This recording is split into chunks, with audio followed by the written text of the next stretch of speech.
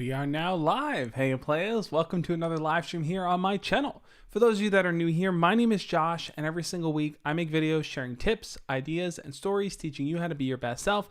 And this is going to be an open Q&A live stream. If you have dating questions, if you have questions about school, how to make friends, how to talk to your crush, what you want to do with your life in the future, feel free to ask them, and I'll do my best to give advice, to hear you guys out, and to talk things through. That's what the whole point of this channel is, right? To work on being your best self. So whatever's on your mind, feel free to jump into the chat and let's talk about it. Sorry, my eyes a little water here. But what is up, everyone? Good to have all you guys in here. I want to give shout outs to all the early birds here in the chat. Your names will be popping up there in just a second. But if you're someone that is a regular, jump into the chat and say hi. If this is your first live stream, you're just catching it for the first time, jump into the chat as well and say hi. I love meeting new people, talking to people, answering questions, just seeing what's going on in your lives. So feel free to be part of the conversation. That first question there, NJ Fan says, do you play chess? I know how to play chess. I wouldn't say I'm the best player, but I enjoy playing chess. So if you ever want to play chess sometime, let's play, man. If you find like an online chess, let's do it. But yeah, chess is fun. I'm just not the best of players. But yeah, let's see who else we got in here. Azim the Dream says, it's a beautiful day in this neighborhood. Glad to have you as a neighbor, Azim. Hamish K, what is up? Good to have you, dude. NJ Fan as well, like I said. I always forget, is it Jens, I think it was, right? Red Lightning, what is up? Mohammed Salah Krush is in the house. Salt Doctor, good to have you. Zen Sifix, good to have you as well. Jalen says, hey Josh, how you doing, Jalen? Good to have you in the live stream. World's Greatest Detective. How good of a detective are you?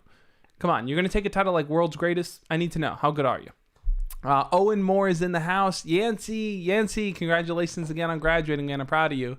Brody's Heavy Metals in the house. Ethan Knight, good to have you, Ethan. Rage Master said sunny days sleeping. Oh man, singing the Sesame Street. I forgot how it goes now. Sunny days, sweeping the clouds away. Good to have you guys in here. Nightbot is stopping Juan from spamming symbols. Yeah, I tried to make some adjustments to the Nightbot, so it's not gonna like get upset with you guys if you guys write in all caps. I'll have to tweak the symbols thing, but try to maybe use not like a million exclamation points. Maybe that's what it's catching. The Batman is in the house as well. Anonymous Dude 123. Appreciate your videos and content. I'm happy that you appreciate them. I'm happy that they're helpful. Not Hungry's in the house. Anthony, Carlito, good to have you, man. Jens, good enough. Yeah, I always get it wrong. You graduated too. Awesome, dude. I'm curious. I know a lot of you guys are getting to the end of the school year. Some of you already finished. Who's graduating? What grade are you guys going to? Where are you guys kind of on your school journey? I know a lot of you guys maybe are graduating high school. Some of you are already in college or going to college. I'm curious. Jump into the chat. Let everyone know kind of, how proud you are of finishing this school year and where you're going next. Let's see. Red Lightning says, I graduated on June 7th. Congrats to you too, Red Lightning, man. Arby. Anthony says, just saying, what's up? Good to have you in the house, man. Ike Hunter says, you sing good, Josh. Thank you so much, Ike. I work on that. So thank you guys all. Dono the Gamer says, can't stay the whole stream today, so no, not to worry. Awesome, dude. Thank you so much, man. I appreciate it. Panda says, yo, Josh, how you doing? How you doing, Panda? Good to have you in the house. So, as you guys roll in, as more people are jumping in asking questions, hit the thumbs up if you haven't already. But if you have a burning question, this is a question that is on your mind, something you want to ask me and talk about, feel free to use the super chat option. What I do is, as I'm kind of answering questions and talking through things, I treat super chats like a burning question, meaning when someone lights that fire, I stop what I'm talking about and I'll jump in and answer your question. I prioritize super chats. I bring them front and center. I make sure I get you the answers because, they're burning questions there. So you can donate $1 or $2, $5, whatever it is. It'll put your question front and center. To use the super chat function, as you're typing right now, you'll see the little $sign there.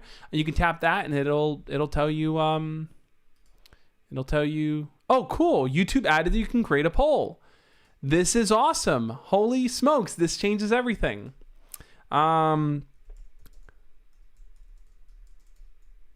This is awesome. All right. Is this your first live stream? This is so cool. I'm so happy YouTube added this in. This is a really, really cool feature. Let's see how this works. Is this your first live stream? All right, let's post that poll and see where it goes, how it shows up.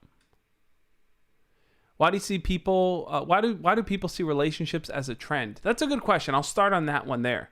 And we'll see how this poll plays out. I don't know where this poll goes. But anyway, why do people see relationships as a trend? It's a really, really good question. There's the poll. Oh, cool. I can end it there. Awesome. This is a great YouTube feature.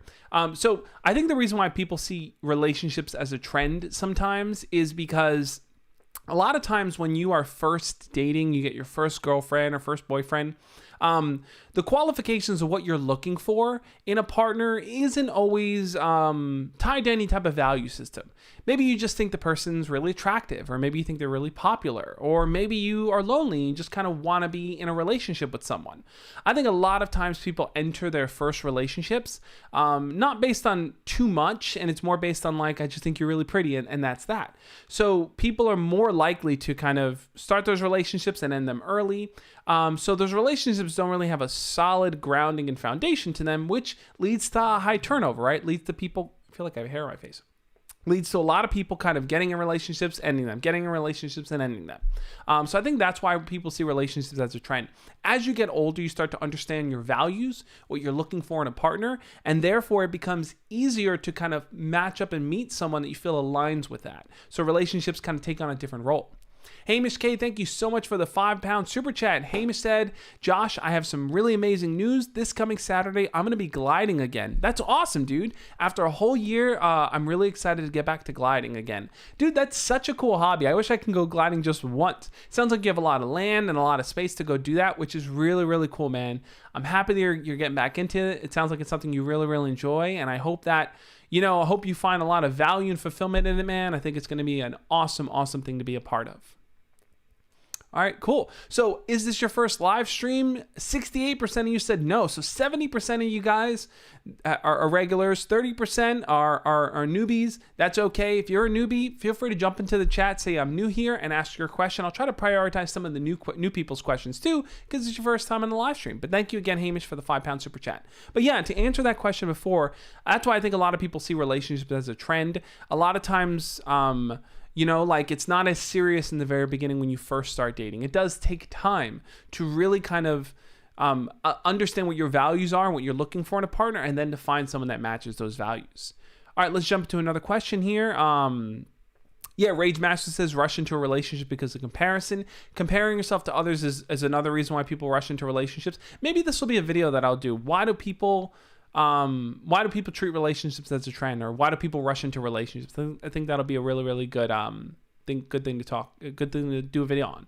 Our Yancey says, hey Josh, what do I do when my friend says, is this a competition between me and Robbie over Alex, and Robbie called my friends losers? I felt so confused about it.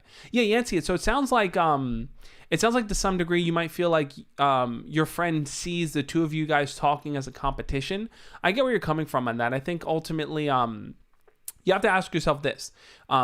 You're not in competition with your friend in talking to the girl. At the end of the day, the girl's going to choose who she wants to pursue. It could be you, it could be your friend, it could be neither of you. So your main competition is yourself. It's your own self-doubt, your own worry, your own insecurity. If you can get past that and you can focus on how do I talk to her? How do I get to know her better? How do I joke around with her? Then you're going to ultimately see that, okay, the real barrier is if she feels the same way back once you put that forward. Anonymous dude, thank you so much for the £5 Canadian super chat. Let's see. The question is, I like this girl and I believe in her. She doesn't like me. Should I be friends? Should I be her friend and support her dreams? Thank you. Yeah. So this is always a tough one, right? And it's a tough one because at the end of the day, you have to ultimately decide what you want out of that relationship. Do you want to just pursue a friendship, or do you want something more? It sounds like you may want something more, but she may not be on that same page. She may just be interested in a friendship. And that puts you in a hard place, I'm sure, because you don't want to lose her from your life. You want to stay connected to her. And you might be thinking to yourself, well, can I push my feelings down and just be a supportive friend? I can't answer that question. You have to really, really look deeply within. If you feel like the answer is yes, then okay. Then focus on building that friendship, support her, and then focus on pursuing other people so that you don't develop one-itis, right? One-itis is kind of like your infatuation or your romantic feelings are just so focused on one girl that you forget the rest of the world around you. If you want to maintain a friendship with her, you should be actively trying to pursue other people, actively meeting other people, putting yourself out there to see, like who you can better connect with and better vibe with. But if you're not doing that, then you're probably going to keep coming back to your feelings for her. Now, if you feel like, you know what, I can't just be friends. I'm always going to have feelings for her. I'm always going to feel this way. And I know that I'm not being honest and true. Then the best thing for you to do is to distance yourself from her, right? The last thing you want to do is pretend to be just her friend, just so she's in your life, but deep down you're hurting, because that's not fair to you and it's not fair to her. She may think, okay, he's just a friend and everything's cool, but realistically, it's not how you feel. So she's not getting an honest and open friend, and then you're just kind of hurting yourself by putting yourself in a position where you have to deal with those hurt feelings. So that's kind of my full answer there. You need to look deep within and ask yourself what you feel like you're truly capable of. So as far as being her friend, if you feel like you can manage it and pursue other people, go for it. If you feel like you can't manage it, it might make sense to say, hey, look, I think the best thing is for us to kind of put a little space between us until I kind of figure things out on my own. But that's a really, really good question. Let's take a 2-second water break here. Okay, cool. Let's jump back into it here. NJ Fan says, what to do? What do you recommend for coming out as LGBTQ? That's a really, really good question, NJ Fan. I think that if you are ready to come out as LGBTQ, the first place that you should kind of introduce that feeling and introduce that kind of coming out is to a close group of people. That might be your friends, and it might be family. Sometimes it's not always family, but it might be family. But if you have close people in your life that love you and accept you for who you are, that care about you and want you to be happy, maybe that is your parents or your siblings. It might be your friends from school. It might be friends, online in an online community. Come out to them first, because what I've come to learn is that for people that are coming out, the best thing that they can do to feel happy with themselves is to have a strong support system, right? If you have a strong support system, let's say you come out to your friends and your friends are there for you and they got your back, and then you decide to come out to your parents, but your parents are not as understanding. Let's say they're kind of judgmental or they're kind of angry about it, and they kind of make you feel bad for being yourself. Well, at least then you can turn back to your support network. So having that safety net of people that care about you, you can say, hey, look, I told my mom and she was really upset. And you can tell that to that close friend. So I would say, do it little by little and start with the closest people that you feel you can trust and that care about you, and then branch out more and more. And then it might be telling your family, then it might be, maybe making a post online on Facebook or on Instagram or something if you feel comfortable with that. Branch out to making it more and more public once you feel like you secure a bigger and bigger safety net as you go along. But coming out, I think, is it's a scary thing, right? Like, you never know how someone else is going to react. And all we hope for is that the other person's understanding and caring and loves us and doesn't look at us any differently, right? Because we're the same person we've always been. We're just sharing this new information with them, but you're still you. Nothing has changed. So try to really focus on building that strong support system if you can. And if you don't have one, well, try to find it online. There's a lot of wonderful support groups and communities that are really caring and open, right? Like, I think on our Discord community, we have a very caring community there too. So we have an LGBTQ board as well. So if you want to first come out there, and that's a great place people will be supportive and understanding. So that might be a place to put it out there first. But yeah, I think that's a really important question too, because I know there's a lot of LGBTQ people in our community and then online as well. There's a lot of people. So it's important to kind of feel like you have a process you can go through in that. All right, let's jump into some more questions. That was a really, really good question. Let's see. Brian Elias says, my crush is currently dating someone, but has expressed interest in possibly dating me in the future. I don't want to overstep my boundaries, but I do see myself being with her. What should I do? This is a really, really good question, Brian. I did a video on this topic as well. There's two pieces to it. One piece is essentially you're playing the waiting game, right? You're probably waiting out for their relationship to end, and once it does end, then maybe you can jump in. But you don't want to be a homewrecker, right? You don't want to step in and kind of like interfere with their relationship or say or do something that's going to break them up, because you wouldn't want someone to do that in your relationship. So it's understandable there. What do you do in this situation? How do you manage those feelings? Well, it's important to let your crush know this, because a lot of times if your crush likes you but they're dating someone else, they may try to put you in more of a friend zone type of position because they like you and they want you in their lives, but they're committed to someone. So you need to ask yourself, like, what are you okay with when it comes to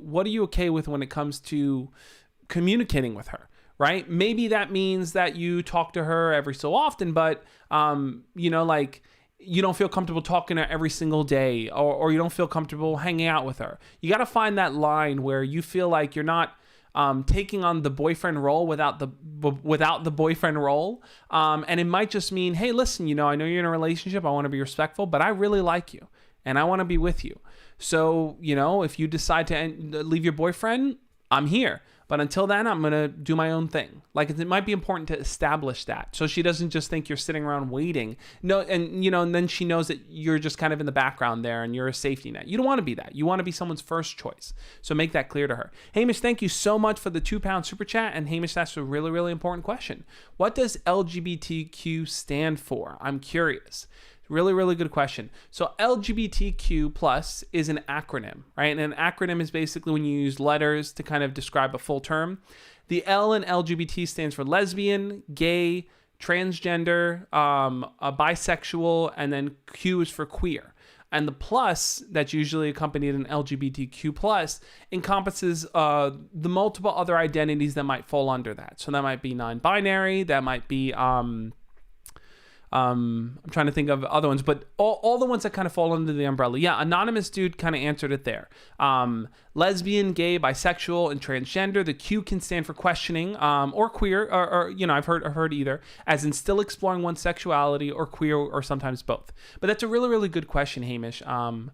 Sometimes like we may use terms and words, but it may not always be clear or obvious to some people. So it's good to kind of dive in and kind of explain what they are. But that's a really, really important question, Hamish. I'm glad you asked it. Ashton asked, how did you learn all that you know? That's a really, really important question too, Ashton. How did I learn all that I know? I'm not sure I even know how to answer that. I guess there's a few factors. One factor is my own life experience, right? And I think this is something we all bring to the table, right? We all have our own life experience. Maybe you've dealt with rejection. Maybe you've dealt with not knowing what you want to do with your life, or you've dealt with nervousness, or you've dealt with being in a relationship, or you've dealt with feeling confident about something, or, like being proud of yourself for something. We all have different emotions and experiences that help shape our lives. So part of the things I talk about comes from my own experience, definitely. Another piece is kind of researching and learning. I try my best to do a lot of learning, right? I read a lot of books. I read a lot of articles. I dive into like research studies. I try to really stay on top of what's going on in the world, reading papers from Pew Research Center and diving into kind of, what does the American Psychological Association say about certain things? And I really try to stay up to date there. I don't have an educational background as in like I didn't go to school for it, but I really try to learn what's the information out there. That's the second piece. And then the third piece is in interacting with people. So as I talk to you guys, as you guys tell me your stories, as we try to work through different pieces of life, I feel like I learn a lot from just my conversations with you. So it's personal experience, it's doing the educational piece, and then it's also the interactive piece. I feel like that's how I come to learn all the things I do. So when someone asks a question and I can jump into an answer, a lot of times my answers reflect just kind of the questions that I've answered before, or videos that I've done, or research that I've done. I always try to bring it back to those pieces. But that's kind of where I think the information, comes from. Rage Master says, are there any relations between LGBT, and MGTOW, MGTOW? That's a good question. There really isn't any relations between those two acronyms. MGTOW stands for Men Going Their Own Way. For those of you that don't know, Men Going Their Own Way is... the full line is LGBTQIAAP, and it's expanding its first for lesbian, gay, trans, and bi. Yeah, definitely. So more letters are kind of being added to that to kind of better explain the full umbrella of people's different identities. But for MGTOW, I guess ultimately what MGTOW is usually it's for men who feel like they want to distance themselves or disconnect from from dating, from relationships, from this structure that we kind of have in society where there's this push for like, hey, as you get older, find a partner, settle down, have kids. A lot of people that are a lot of men that are part of the MGTOW community might have been hurt in the past from a past relationship, or they may feel like pursuing someone is not something that they want to do. They enjoy their single life. They enjoy just doing their own thing. So people tend to kind of fall into the MGTOW community because of that. There are some people within the MGTOW community that maybe are very hurt or angry, and I think that that's not representative of the whole community, but you might find some of those people online if you watch MGTOW videos. But I think a large majority of it are people that just say, hey, you know what? I kind of just want to disconnect from the system of relationships and dating. That's at least what I've kind of encountered. But let's get into some more questions. Let's see. Adam Summer says, hi, Josh, or just hi. He didn't say Josh. Hi. My crush and I are getting closer and our friends are making fun of me saying I like her. Is that good? Interesting. So this is something that I think is going to definitely happen, Adam. As you get close to someone, your friends are probably always going to jump in and tease you for it. It's something friends do, right? Like friends like to kind of like bust your chops and make fun of you. And, but if you are getting closer to your crush, here's what's realistically going to happen. You're getting closer to your crush. You guys are getting along. Things are going well. Your friends are going to make fun of you. And that'll last for a little bit of time. But once they start to see that the two of you are really getting along and the two of you are maybe thinking about dating, what are they going to make fun of you for? Think about it like this. Your friends are making fun of you for finding someone that you like and someone that you're getting closer to. What's there to make fun of? Right? Like, that's awesome. That's something your friend should be patting on the back saying, awesome, man, I'm happy for you. But sometimes friends like to troll and they like to joke around. So there might be a bit of teasing in the beginning, but focus on what it is that you want. If you want to develop that closer relationship with your crush, try not to let your friends get in your head. Focus on just really building that with the girl that you like. Let's jump in more. Oh no, Nightbot's going a bit crazy. I gotta just like turn off. I gotta disable some of the Nightbot commands because he's doing his own thing. Hey, Alex Burns, how's it going, man? Let's see. Peanut is Doggo. I love that name. Says, Josh, I want to get to know my crush more. I got her Snap the other day, and our school just got out for summer. Should I ask her to go somewhere this summer or wait until next school year? Open to any. Yeah, Peanut. Here's my honest advice. If school just ended and you got your crush's Snap, don't let 2 months pass of no contact and no interacting. Here's the thing. You're going to go now from seeing your crush regularly in school to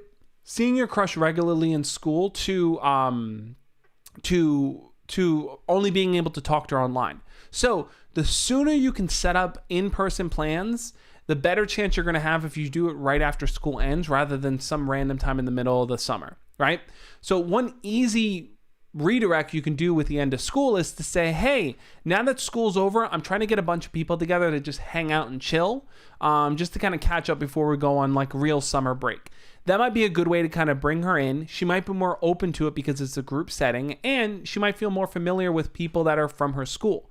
So try to capitalize on in-person hangouts right as soon as school ends, rather than saying, you know what, I'm going to just take the next 2 months to Snapchat her, and then maybe I'll talk to her when I get back to school.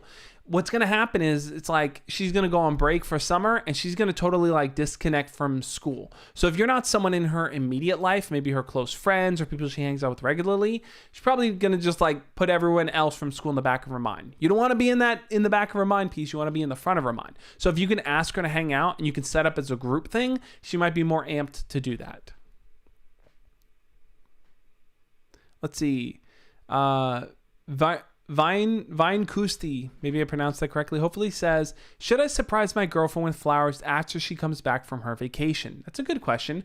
I don't see why not. I think that when someone's on vacation, right, especially your girlfriend, when she's on vacation, she's probably thinking about you. She's probably hoping that she can talk to you and catch up with you. And, you know, video chatting and talking over the phone and texting is not always the same as seeing someone in person. So I think giving her flowers when she comes back is just a good gesture. It's a nice gesture to show that you were thinking about her, that you took time out of your day to get something for her. And who doesn't love flowers, right? Flowers are beautiful, flowers smell good, and they kind of brighten up a room. So I would suggest going for it. Azim, thank you so much for the $5 super chat. Azim says, no one will ever say it to your face, but I rarely see interracial couples. So is race a big factor other than looks that prevents from finding partners? Interesting question, Azim, really interesting. So I forgot what the data was on interracial couples, but generally, people tend to date within their own race, within their own racial groups, right? So you might see more people kind of stick with people from similar religions, similar races, similar cultures. Most people are going to kind of fall into that bucket. But the percentage of people that are kind of getting involved in interracial relationships is slowly growing. I think it's slowly growing for a number of reasons, right? I think it's becoming more normalized in the media and the things that we watched. We see it more in movies. We see it more on TV shows. I think also society is kind of becoming more open to the idea, right? Like at some point in our history of America here, it was very taboo and people would just say and do mean things. I think nowadays it's more acceptable, right? But most people are not going to like call it out or say something rude. So people are just normal to the idea.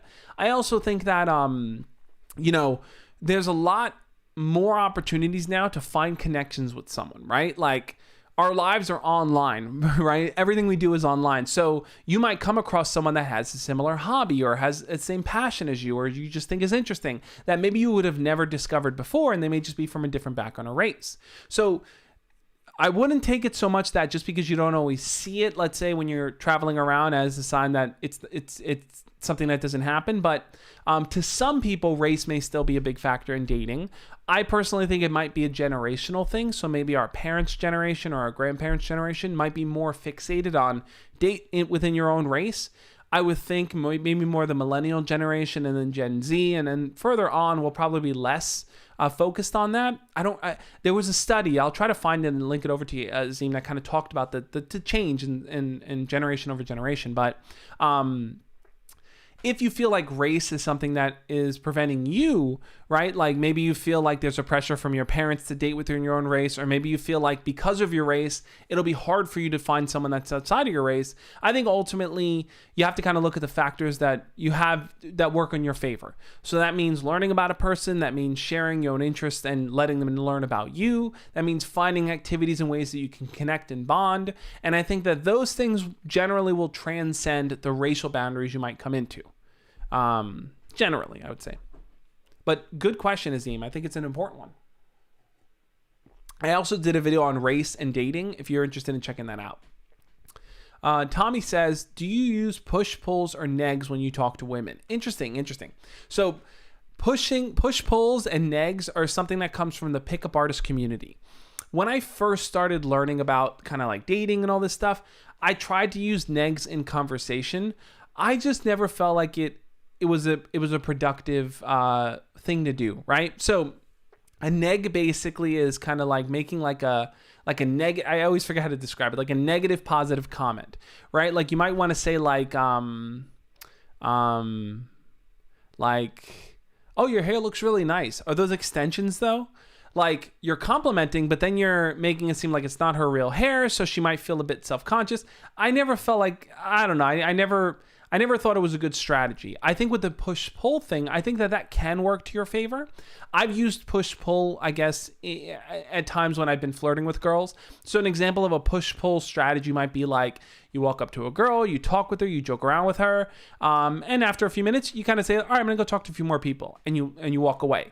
And that might put her in a position where she's like, but I thought we were vibing. Does he like me? Does he not like me? And you create this bit of tension so that when you approach her again, she feels like, oh my God, he's talking to me again. You're creating this kind of environment where you're adding tension. So with any kind of push-pull scenario, it really comes down to creating a bit of tension that might make the person wonder, like, do they like me? Do they not like me? And I've done a few videos on how to create that tension, I think, in a positive way that isn't mean or rude. But yeah, I've kind of used the push-pull, I think, method before. Donald, thank you for sharing that video there, man.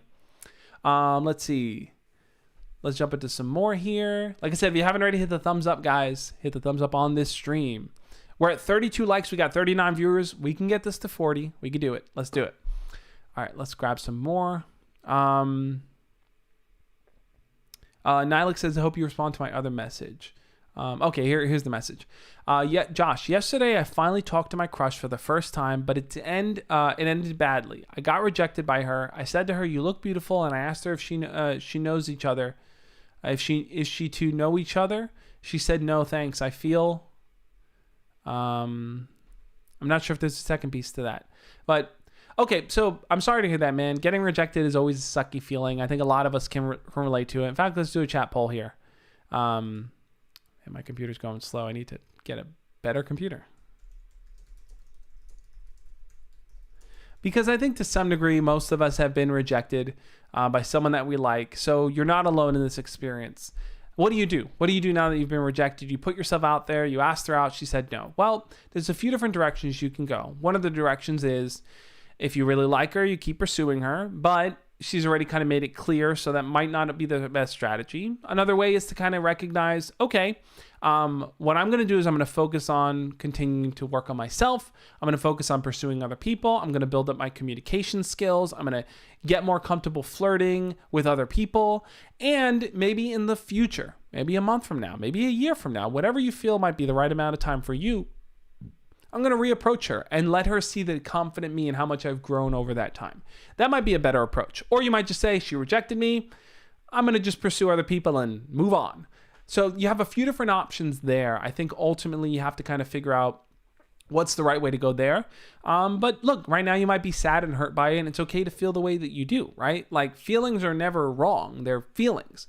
What matters is what you do with those feelings. Your feelings are always mentionable and manageable. You should be able to talk about them. You can talk about them, and they're manageable. You can find ways to kind of process those feelings and move forward in a way that doesn't hurt yourself or other people. Let's see. Dono says, I've never been rejected. I've only rejected. Feel ashamed. Interesting, Dono. So you've been on the other end of rejecting someone. Interesting. Spencer says, do I drop subtle hints or just straight up tell her how I feel?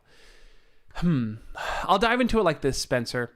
I think what you want to really focus on is showing your crush how you feel, not always telling her how you feel, right? A lot of people kind of build up the scenario of, okay, I like someone. I want to put it out there that I like them. So I'm just going to tell them how I feel and see what they say.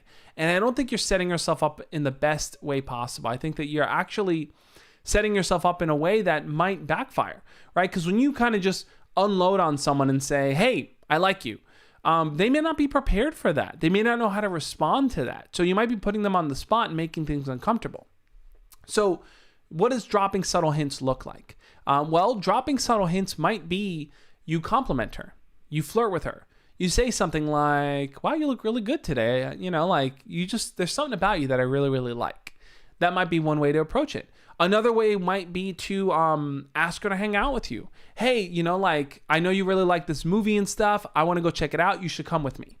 Those subtle hints are showing her how you feel because she's seeing that, wow, this guy wants to spend time with me. Wow, this guy wants to talk to me. Wow, this guy enjoys being around me and he's confident enough to kind of share that. That's how you show her how you feel. Once you've kind of taken on that process and you've done that for a while and she sees, wow, this guy is just honest and open and fun to hang out with and flirty, then when you tell her, you know, I really like you and I want to go out with you, she's going to have a much better response because you've already invested the time and energy in building up to the tell, right? So you don't just want to kind of flip a coin and say, do you like me, yes or no? You want to build up to it so you have a much better chance of her actually saying yes. So I asked you guys in here, have you ever been rejected before? 82% said yes. 18% said no. So, you know, 8 out of 10 people here have been rejected before, and 2 out of 10 have not. So that's interesting numbers there. I'd love to dive in more and learn more about your guys' individual stories too. Let's take a quick water break.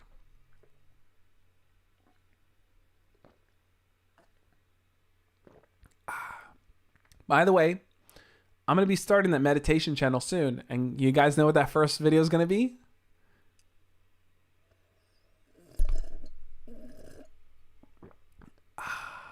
Water ASMR. You know it. Cool. All right. Let's jump in and answer some more questions. Let's see. Yen said, how do I go in for the kiss? Like, when is the right time, and what is something you could say just before? I really, really like that question. When are you going for a kiss? What is the right moment? I did a video on this as well with Coco Chanel, who just came back now onto YouTube, and she's back to doing dating videos. So you guys should definitely check her out. She has an awesome channel. But when is the right time to go for the kiss? I think ultimately, if you go for the kiss too early, let's lay the stage out. If you go for the kiss too early, you might make the person feel uncomfortable. It might kind of be awkward for both of you. If you go for the kiss too late, she might feel like, okay, you took too long and now it's just weird. So you have to find that middle sweet spot. Question is, where is that middle sweet spot? Well, I would say the middle sweet spot is if the two of you are already physically kind of attached to each other in a way. Meaning, if she's open to the idea of holding your hand, if she's open to the idea of you putting her arm around her, if she leans her head against your shoulder a lot and holds your arm, if there's already a physical boundary that both of you guys feel comfortable with, like you guys have crossed that physical boundary where it's like we can be physical with each other in that sense, I think you're leading up to the kiss. A lot of times people don't have that physicality with the person and they just kind of want to go in for the kiss. I feel like I said, everything is small steps. If you get more comfortable kind of putting your arm around her and doing those things, the way that I kind of lead in for the kiss, usually the first kiss is as I'm talking to the person, I kind of try to get closer to them, right? You want to kind of get close enough where your faces are semi close to each other. And as the two of you are talking, you're making strong eye contact, you're smiling. You want to start to do kind of the triangular gaze, right? A triangular gaze is basically like you look at her one eye, you look at the other eye, and then you look at her lips. And you kind of, not like quickly, but you kind of casually glance down at her lips, casually glance back up at her eyes and smile. And as you're talking, as you're doing that triangular gaze, you want your voice also to kind of start to slow down a bit as you're talking to her. And just kind of really think about what you want to say and allow the slowness of your voice to create that tension, that silence there. Because it's in that silence and in that tension that now she's going to start to feel like, okay, things are changing. And as things start to change there, you might want to even just slow down with your words, look at her lips again, let things go quiet, and then go in for the kiss. So what you're doing is you're really creating the atmosphere. You're creating an atmosphere where things are just getting to that romantic place where something's going to happen. It's building up, and then you're going for the kiss. So I think that's the step, and that's the way to kind of go in for the kiss. It eliminates this idea of like, do I go for it? Do I not go for it? Build up to that moment. But Azim, thank you again for the $5 super chat. Azim said, have you ever had a crush on someone that reminded you of your celebrity crush? Like you knew you can never date that celeb, but you subbed that crush for celeb. So Azim, you know this story already. So there was a girl, two instances, I'll give you this. There was a girl once that I met in a bar, was with my friends, and she looked exactly like Selena Gomez. Like if you were to cut out Selena Gomez's face and put it on this girl, she looked like Selena Gomez. And I remember, this was when I was younger and I was more ballsy and did crazy stuff. I walked up to her and I said, you look exactly like Selena Gomez. I want to make out with you. And she smiled, and then we made out. Now, like I said, this is an anomaly. This is not the standard. Don't expect to walk up to someone and do this and it's going to work. This was just a random instance where I did that and it worked for me. Very random. Like I said, I would not recommend this approach, but that was an instance where she looked like Selena Gomez and I'm like, she's really cute. I want to make out with her, and I did. That was one instance. And then another instance was I went to a party. This was like a YouTube creator party. And this is the video that I did where I talk about how I met Grace Helbig. And I talked to her, hung out with her at the party. There was another girl there who, in my mind, looked a lot like Hilary Duff. And I just felt really attracted to her and wanted to talk to that girl who looked like Hilary Duff because she looked like Hilary Duff. I never said that she did, but in my mind, it was like, oh my God, you're like Hilary Duff. I want to talk to you and hang out with you. So those were times I pursued people as a sub for the celebrity. But those are two crazy experiences of mine. But yeah, Azim, those would be instances there. I think ultimately when I look back on it, it was just me being silly and having fun. But I would never recommend like dating someone just because they look like a celebrity. I feel like you're not giving that person enough credit and you're not respecting them as they are, you know? Like if someone said to me, hey, Josh, you look exactly like the celebrity I want to go out with you, I'd feel like, what, am I not good enough as me? I would think that. But yeah, that would be kind of my thing. So yeah, Jens, that would be kind of my way. Like I said, I try to be a bit smooth about it. I know when I went for my first kiss with my first girlfriend, I was super, super nervous, man. And it was like, we kind of just stood there in her doorway and it's like, okay, well, I guess I'll see you later. And it was no flavor to it, it was just kind of awkward. We went for the kiss. But I think if you let things build and you let the tension build and you make eye contact and stuff, you can kind of move into it. And I think for the person on the receiving end, it feels like you are just kind of in a gaze with them. They're going to feel like, wow, this person is enamored with me and it makes me feel special. So that'd be my kind of approach there. Alex Burns says, what is looks or personality? That's a good question, Alex. When someone says looks versus personality, what they're ultimately saying is what matters more in dating, right? And I think ultimately it's the wrong question to ask because I don't think it's a matter of looks or personality. I think both play a major role in allowing you to feel connected to someone. And here's why. I think it's like looks are important, right? We all have our own criteria for what we're looking for in a partner, right? What we think is attractive, what we think is not attractive. We all have that within ourselves. Most people have a basic standard line of what they think is attractive, right? Most people. But sometimes we may like something that someone else may not. But when it comes to personality can be more long-standing, right? Personality tends to be driven for the longer-term relationship with someone. If you're only focused on looks, your relationship's probably not going to last because if that person is a jerk, but they're really attractive, you might feel like they don't understand you. You might feel like you don't really connect. The deeper long-term relationship won't be there.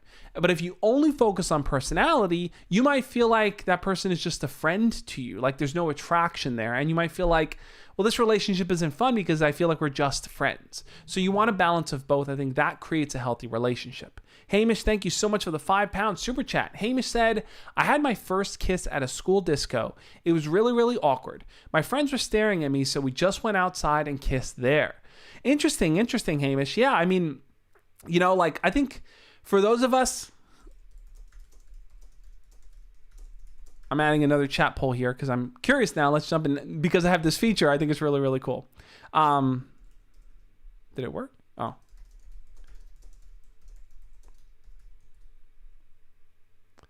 My computer's going really slow. All right, let's ask this poll here. But Hamish, yeah, good point there. So you had your first kiss at the disco. It sounds like it was really awkward. And I think this happens too, right? Like it's like we were saying in the very beginning. Your friends will make things awkward. They will go out of their way to make things awkward for you. They might follow you around. They might make kissy noises. They might tease you and stuff. That's okay, right? That's friends being friends. They like to bust your chops. I think ultimately, though, you want your first kiss to be with someone that you are comfortable with, someone that you trust, and someone that you feel like is not going to like make fun of you for it, because like, especially if it's the first kiss for both of you, you want that experience to be fun and exciting, and it's not going to be your best kiss. It's not going to be the one that is going to stand out above all others, but because it's your first, you want it to be somewhat special. So I understand where you're coming from there, Hamish. I get it. My first kiss, my real first kiss was when I was in elementary school, and a bunch of kids were all standing around, and we were all playing essentially dare or dare, because there was no truth. It was like dare or dare. You kiss them. You kiss them. And I had to kiss this girl, and that was my first, like, this little peck kiss in the 5th grade, both of us. So, it wasn't a real kiss by any means. It was kids being silly. But that was kind of my first kiss there. Looking at the poll here, so, wow. So, okay, so it seems about split 50%, 45% yes, 55% no, at least from what I'm seeing here. So some of you guys have had it, some of you have not had it. One thing I want to say on that topic is this, guys. If you haven't had your first kiss and you feel like you are 16, 17, 18, 19, 20, 21, 22, 23, 24, 25, whatever your age is, I understand the frustration. I'm not going to say like, oh, it'll happen. Just wait. I understand the frustration. It's annoying. You want to have that experience, and I get it. I think ultimately, the way to get to that position where you can have that first kiss is to really, it's like, if you want to get in a position where you can have more kisses or have a kiss, you need to be pursuing more people, right? It's kind of a law of numbers type of thing. You need to put yourself out there more. You need to pursue more people. You need to actively engage and interact. That's how you're going to kind of get to that point. And it may take time, like when I think of my first real kiss was probably my first girlfriend, right? Because I had like another fake kiss. And I did a video all about my first kiss. Check out the video there. But I did that video there. But ultimately, my first real kiss when I had my first girlfriend was when I was a sophomore. But I know some people that didn't have their first kiss till they were 20 or 25 or till they got into their first relationship later on. We all have different stories and experiences. And so the best thing we can do is to try not to look at our experience and compare it to others, because recognize you are in your own journey. And, the process of where you get to is going to come down to what you have access to and what you could try. Ahmad asked, again, are you racist? I feel like you ask me that every live stream. I'm not racist. Did I miss your question and maybe that's upsetting? Fred Thompson, thank you for the super chat. Fred says, please re-up that interview from yesterday. It was good. I hear you on that, Fred. I'll quickly cover the interview I did yesterday with the guy Dylan. So originally I brought Dylan on because I met him at VidCon a few years ago, and I saw that he was involved in stuff that I just not really my channel, not really my thing. As the years went on, I saw him on another YouTuber's live stream, and then I saw, okay, he wrote a book talking about the bad things he did through life, all the crazy experiences. And then I saw that he was a public speaker, and he was talking about life with autism and all the things he experienced. And I thought, okay, let me look him up and stuff. I saw that, he had been arrested before, and he had a lot of, I think, challenges throughout his life. I was more so under the impression that, like, hey, this was someone who kind of dealt with all these issues and stuff, made these bad decisions, and then grew as a person. And it wasn't until later in the live stream that people kind of brought things to the surface and said, hey, he's kind of been involved in these things and been involved in these things, that made me realize, you know what, this is not really the type of person that I want to feature on my channel. So that's why I took the video down. I don't plan on putting it back up because I don't feel like it would serve my audience. I feel like there's a lot of people that watch my videos and look up to the things I say and the things I share, and especially the people I bring on. And I don't feel like the things he said align with the values of this channel.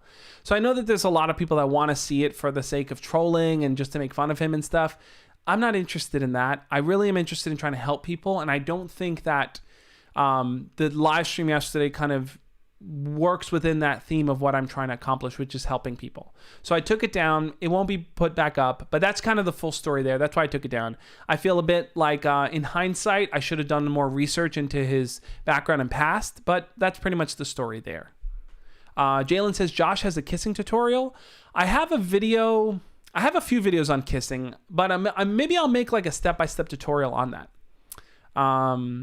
Taryn says, off topic, that guy Dylan was interesting. Yeah, I mean, if you're interested in seeing more of his stuff, he has a YouTube channel. He's all over the internet. You can search him up, but you won't really find anything on my channel with him. I really want to do a better job and really make sure that the people I bring on kind of align to the values of what I'm trying to help people with. And I feel like after our conversation, and especially after learning about the stuff that's happened with him in the past, it didn't really align with that. But that's kind of my take on it.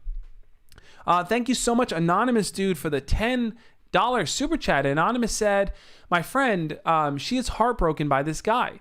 How are some ways a girl can attract a guy? Can I help her win the guy? How can I support? Okay, that's an interesting question. So you want to help support your friend who is heartbroken by this guy that she wants to attract and win over, right? So what can you do to help your friend? Well, I've talked about being a good wingman in the past, right? So there's a few things you can do to be a good wingman.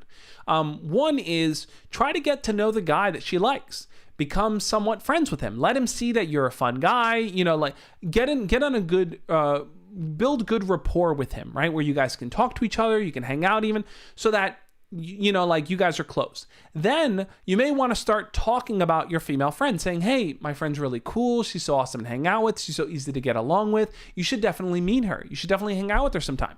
Try to organize a group hangout with the girl and the guy she likes, and you being the middle person, and kind of create a scenario where you can bring them together. Now, the guy will trust you, right? Because you guys are close friends, and it'll allow you to kind of talk up your friend and really build them up to be an awesome person, right? And I feel like that's the role of a good wingman. A good wingman establishes trust and then introduces their friend and really talks them up, makes them look good, talks about their and highlights their qualities, because sometimes people are kind of too nervous to approach someone they like on their own. So if you want to insert yourself and really kind of enhance that situation and allow that person to see your friend in that light, the best thing you can do is to try to bring them together. Maybe that's organizing a group hangout. Maybe that's setting up a group chat where they can talk to each other. Anything that's going to allow the two of them to kind of communicate. But that would be my suggestion there. I think that's how you can support a friend who's trying to date. Yeah, I also added in commands too, guys. I should have mentioned this in the Discord mod, but yeah, I added in the Discord command here if you guys want quickly. And if you guys have ideas for the mods in here, if you guys have ideas for commands, let me know and I'll add it into Nightbot, or I'll adjust what I have there. A mod says, it's because I'm Muslim you are ignoring my comment, bro. No, absolutely not, man. Why would I ignore your comment because you're Muslim? What does that have to do with anything? I mean, you know, like I said in the past, it's like I know there's a lot of questions that come in and I don't get to them all. So like I mentioned, you can super chat me, right? You can put it as a super chat. It'll put it front and center. Another way is this, guys, and I'll quickly run through this. If you want to talk to me one-on-one, let me see where's my buttons here. If you want to talk to me one-on-one, I know there's a bunch of people that, you know, I already work with that I do confidence coaching with, and I meet with every single month, and we talk about what's going on in their lives, whether it's dating issues, whether it's life issues, or they just want someone to talk to. The best way to do that is to become a patron of mine. If you go to patreon.com/thejoshspeaks, if you go to the patreon.com/thejoshspeaks, it'll take you over to Patreon. Hold on, I'm trying to type it out. Man, my computer's going slow.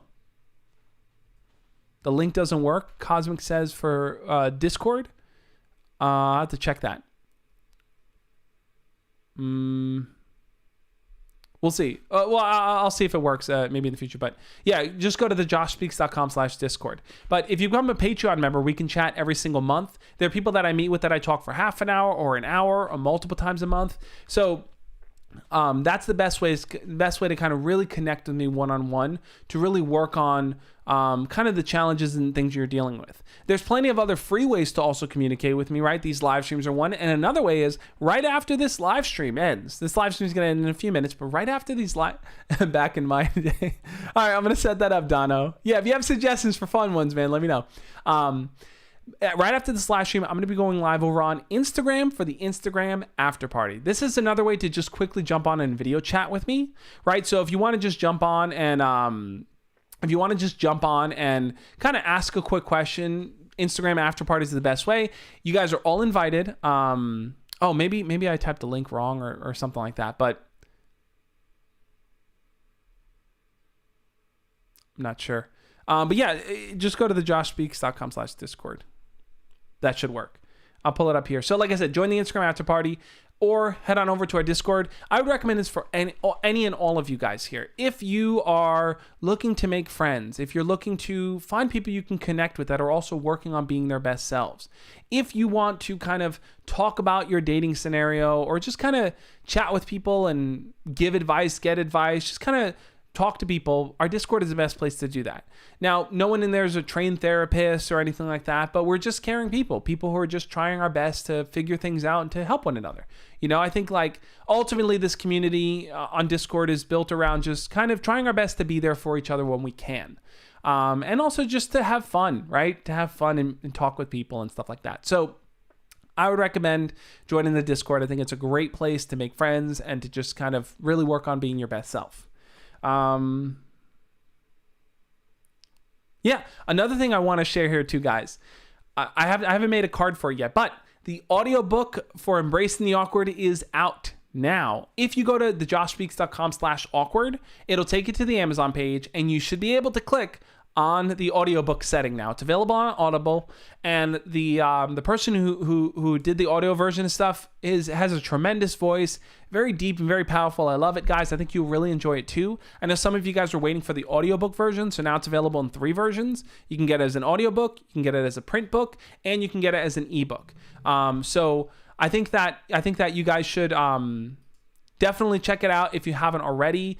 The book kind of walked you through what you need to know about dating, life, and relationships. I talk about my own experiences in it. I give a lot of advice on, practical advice on what you can do in dating scenarios, how to figure out your path and your purpose, how to be more mindful in your actions. I think it'll be super helpful. Anonymous dude, thank you again for the 10-pound super chat, man. I really, really appreciate that. I'm messing up the buttons here. Let me get to your question. Scenes. No, it's not in scenes. It's in home. Home is the one. Okay, let's pull that up. I feel bad, Josh. I asked 2 questions and took up time. Can you please stay 5 more minutes?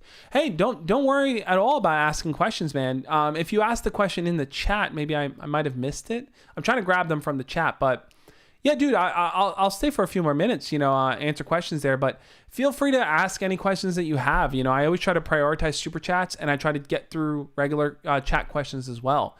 But I really appreciate the donations, man. It means a lot to me. I'm really, really grateful for that.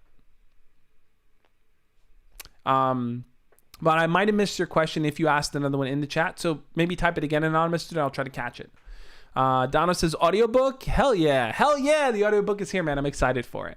Really, really excited for it. I'm planning on doing a video too in the future, kind of letting people know, hey, I have this book. I think it's a great resource. The audiobook's available. Now that all the pieces are there, I think it'll be fun.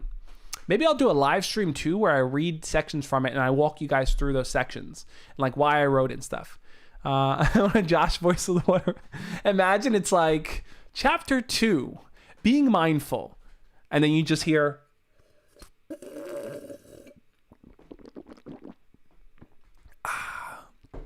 the way to be mindful. That'd be really, really weird. Cool. All right, let me answer maybe a few more questions before I head on over to Instagram. Let's see. Let's grab some. When is the water ASMR video coming up on the meditation channel? I'm planning on doing it sometime very, very soon. Now that I got this new mic set up, I got the Shure SM7B. I think it sounds a lot better. It's going to be a lot of fun, guys. Azim says, when I asked that celeb question, what I meant was, I apologize for that. I had a former crush that I substituted for my celebrity crush and pursued her. Was that wrong? Let me think about that. I had a former crush that I substituted for my celebrity crush. Okay. So it sounds like you were pursuing someone. You were pursuing someone because they reminded you of that celebrity, and maybe that's why you were pursuing them.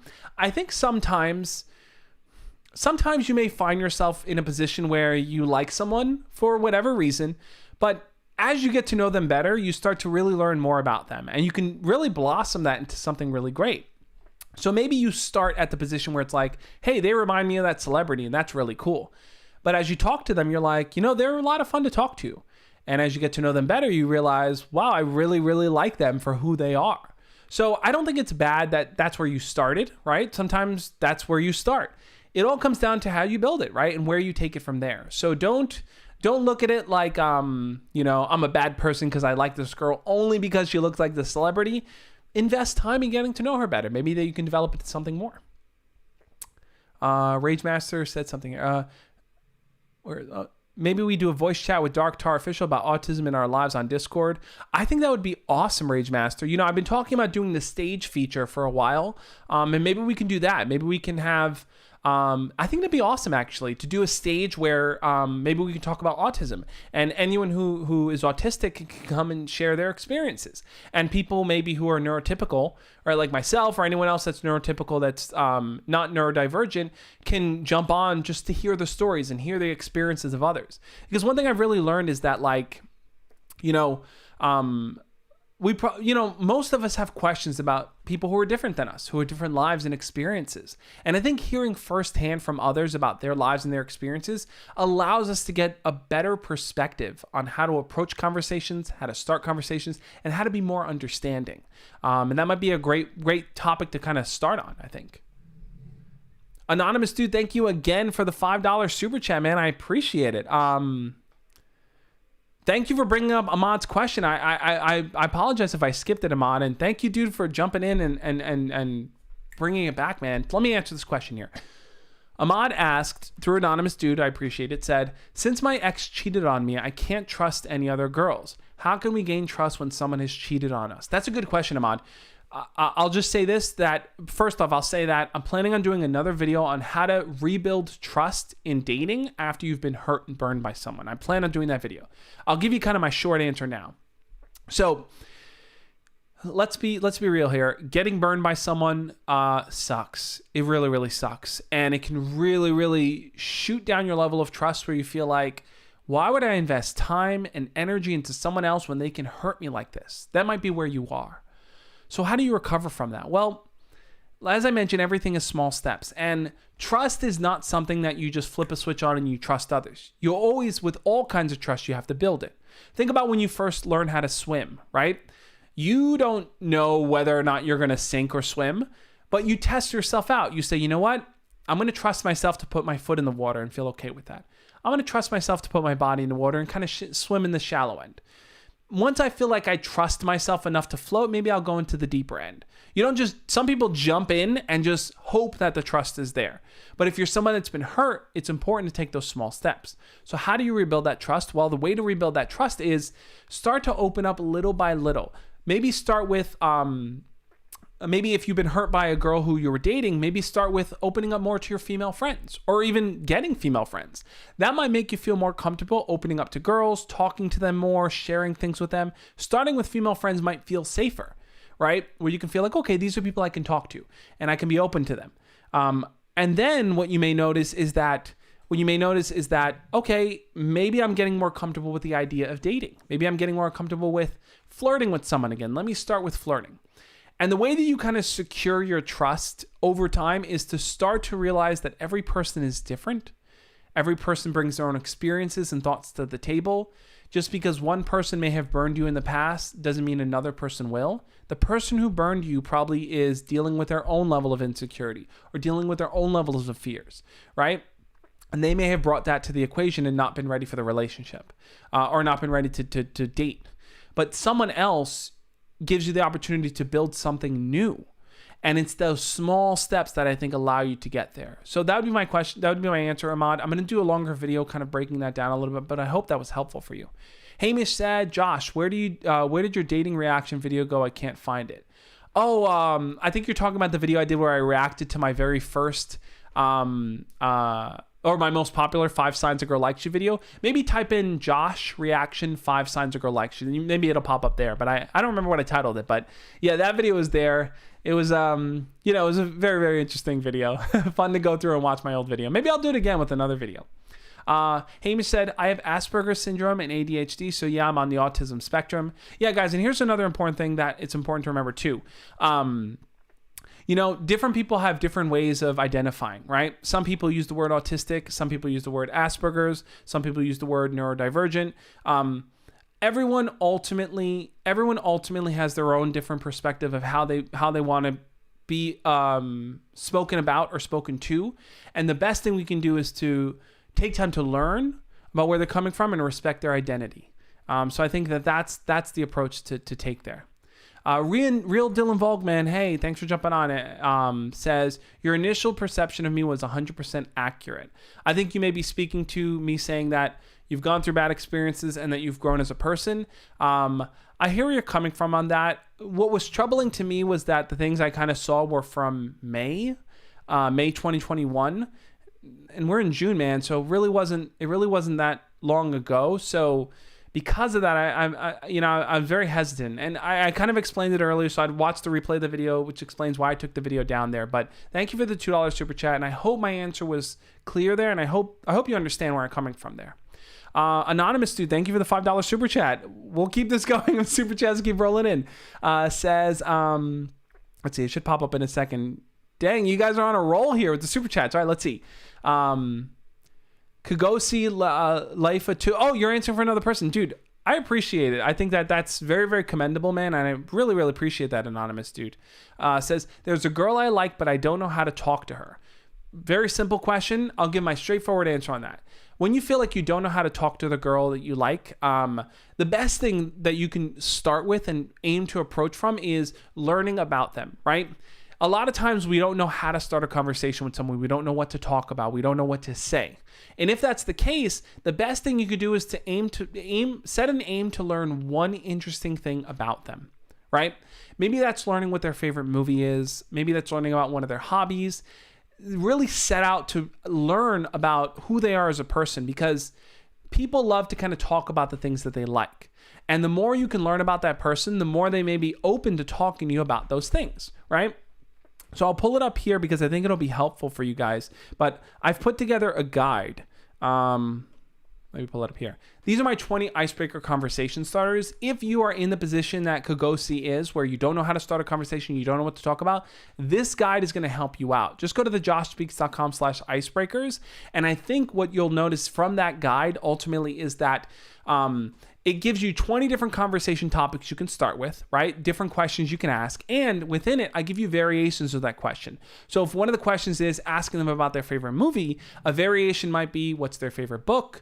What's their favorite TV show? What do they like to do for fun? You know, there's variations there. And in this free guide, I also give you follow-up questions. So I don't leave you hanging with ask a question, you know what to say. I give you good follow-up questions. So I think this guide will be helpful for anyone that's struggling with, how do I start a conversation? How do I talk to the person that I like? This is the first go-to place I think to check out. thejoshspeaks.com/ice-breakers. Check it out.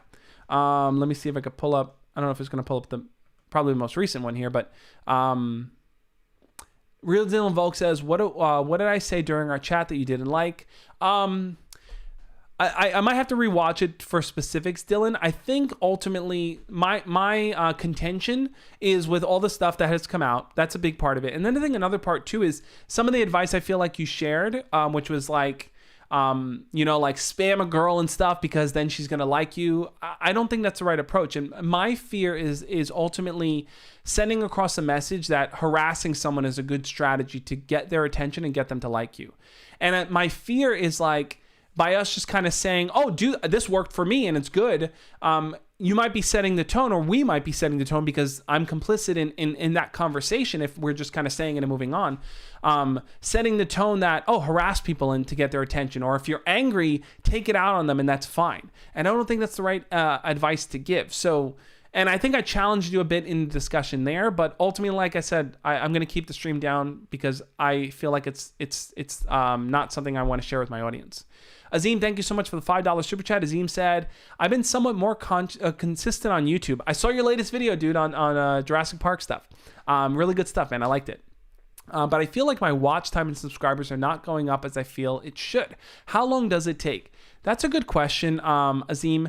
I think that watch time and subscribers go up for a few different reasons. Watch time will go up if you work on the quality of the video and people watch for longer. So I'm not sure. I don't know if you need 1,000 subscribers or you need a certain number of views. I'm not sure how it is in analytics, but if you look at YouTube analytics, YouTube might be able to tell you. I forgot which tab it is, the audience tab or something. It shows you where people are dropping off in your videos. So when people are watching your videos, if you see just a steep kind of drop, that means people are dropping in the first 5 seconds or so. Now, if that's the case, you might want to say, okay, let me rework my introduction. Maybe I can cut out some fluff. Maybe I don't need to say, hi guys, this is so-and-so. Maybe I just jump into the topic. You might want to tweak it there. That's how you increase watch time. For example, what I've done is, what I used to do towards the end of my videos, I'd be like, and to end the video, so-and-so and so. And what I noticed is when I said something like, to end the video, people dropped off. So I stopped saying that. Instead, I just carried what I was going to say to the end. And then in the last 2 seconds, I'm like, hey, and that's my final point. Check out the videos on the side, guys. As always, love and peace. And I noticed the watch time went closer to the end. So there are little things you can do to tweak your videos so they're better for audience retention there.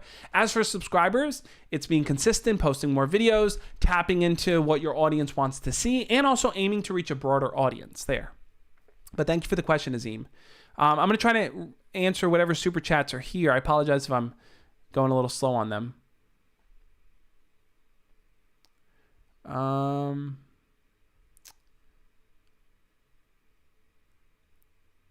don't know. I want to make sure I didn't skip one. I see one from Real Dylan Volk and one from Azim again.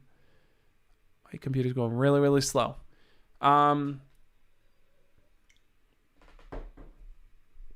I'll just quickly answer. Dylan said, Josh, what you saw was me defending myself against horrible names, slanders of me that are untrue.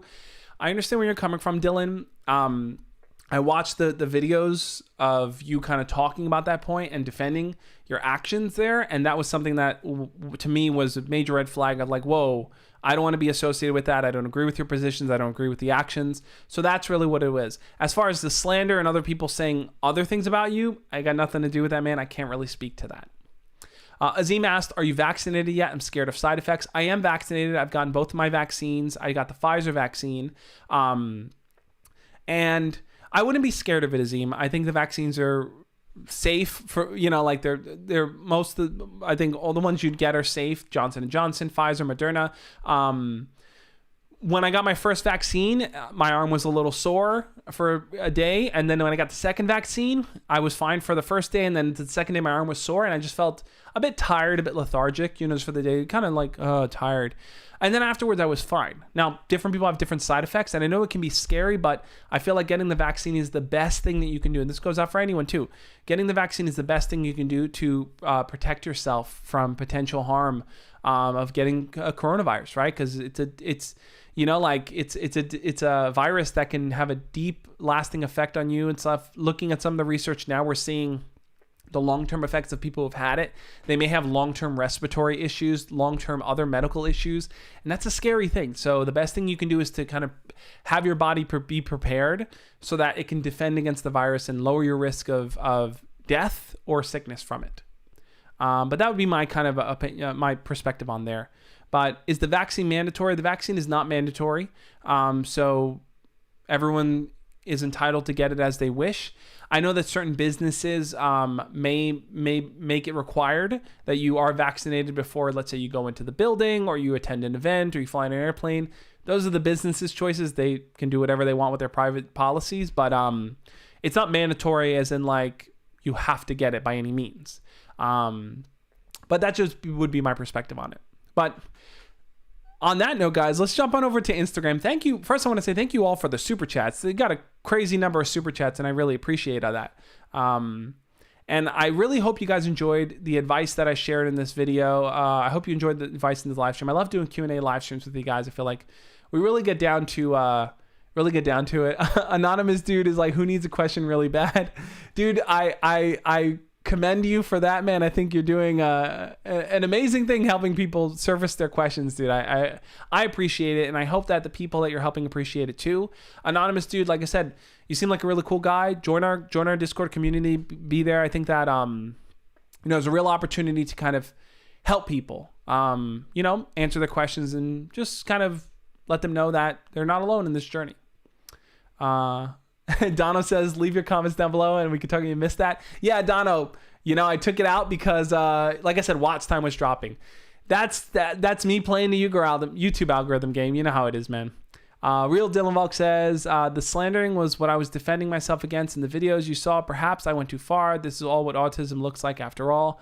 I understand where you're coming from, Dylan. I think that what I hope can be taken from that experience is ultimately to really think about who you surround yourself with, right? Are the people around you leading you into situations where you're making bad choices? Looking back at your own life, are there things that you've done that may have been hurtful to others, that may have taken advantage of others, that may have been illegal? And to really reflect on that and to say, what can I do to kind of turn a new leaf? And a big part of that ultimately is disconnecting from people that may be bringing you down or people that may be hurting your image or aiding to a negative image that may exist to yours. I mean, that's all I can really say. Like I said, you're a human being, and it sounds like you've made quite a number of mistakes, and all I can do is encourage you to try to really focus on redeeming those mistakes by reflecting on those actions and really taking the opportunity to try to rectify them. Maybe incorporate the mistakes you've made into talks you've done. Maybe it's something that needs to be addressed or spoken out about. Maybe it's something you need to get involved in with organizations. Maybe there's something deeper that needs to be approached and talked about, maybe with a therapist. I'm not sure. I can't give that answer, but that's all the advice I can give on that, man. Anonymous dude says, I miss when you said leave your comments down and we'll talk about it. I know, I used to go, what did I used to say? What do you think though? I'm curious though. What do you think though? Leave your comments down below and we'll talk about it. Man, the original long intro, there was a lot in there, but YouTube is like, people don't stick around for this, so we're going to show your videos to less people. That's ultimately what it was, but yeah. But all right, guys, I think you guys know what it's time for. It is now time for our mindful moment. I love this point of the stream because it is a moment for us to reflect on what we talked about in this live stream, to think about some of the answers that were shared, not just for myself, but also from you guys in the chat.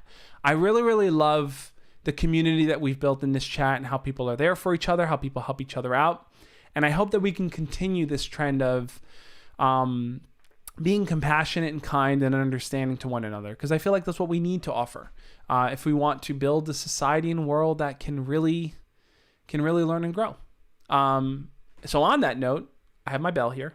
I think you guys know what it's time for. This is the Josh Speaks. You're watching the Josh Speaks. Best part of my videos, hands down. But the best part of the live streams is the meditation bell. So what I want you guys now to do, if you feel comfortable, if you're by yourself, you're around friends, okay, you make the choice. If you want, you can close your eyes. And we're going to take 10 seconds, guys. 10 seconds to think deeply about what we talked about in this live stream. If there was something that was said that resonated with you or something that stood out to you, feel free to think deeply about it. Because one thing I always want to make sure is that you guys know that you're special just the way you are. That there's no one else in this world quite like you. As I talk to each and every single one of you, I realize the uniqueness that you bring to the table and your own individual personalities. I respect you for it, and I hope that we can continue on this journey together of learning and growing. So with that, guys, let's close our eyes. Let's take 10 seconds and think deeply. Think deeply about how we can continue to learn and grow in our own lives. Let's warm up the bell.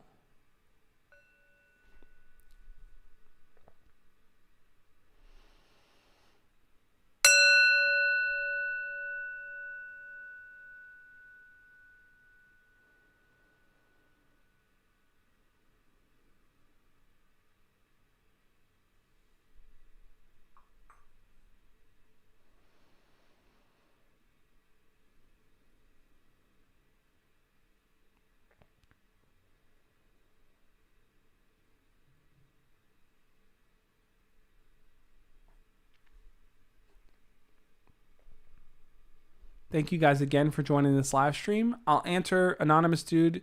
You're like the Robin Hood, man. You're helping raise people's questions. I'll answer this question before I wrap it up. The question, let's see if it should pop up here. It's not the new one hasn't come in yet. It'll come in a second. I asked my crush. She rejected because I support Trump, but the reason was homophobic and racist. What should I do? Supporting Trump doesn't make me that. I understand where you're coming from. I think that people may feel that way about Trump or Trump supporters because some of the comments Trump has made in the past have come off as racist. I can't think of anything that he has said that maybe has come off as homophobic, but it's possible he has as well. I can't think of anything off the top of my head, but I know he has said things that have leaned towards racist language and racist coded language. So I can understand why someone may feel that way. If you feel like as a Trump supporter that you don't carry those values, I think it's important to reflect and to say, well, I support this person. Does this person carry those values? Now, if you believe he doesn't carry those values, but the other person does, I mean, all you can really do is try to aim to find someone that aligns with your values, right? I did a video a while back on dating someone or the truth about dating someone with different political beliefs. And if you are a Trump supporter, perhaps the best thing is to find someone else who aligns with those values who supports Trump as well. That might be the best thing. It may not be your current crush. It may be someone different, but that would be the direction to take. Find someone that aligns with your values.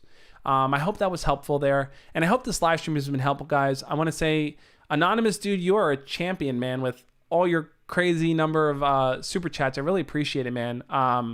Thank you guys again. And if you're watching the replay, definitely check out the videos linked over here. I think they're going to be really interesting and exciting to help you on your journey of being your best self. Head on over to Instagram, guys, for the Instagram after party. I'll catch you guys over there. Follow me at the Josh Speaks, and I'll see you guys next time. As always, love and peace. See you guys then.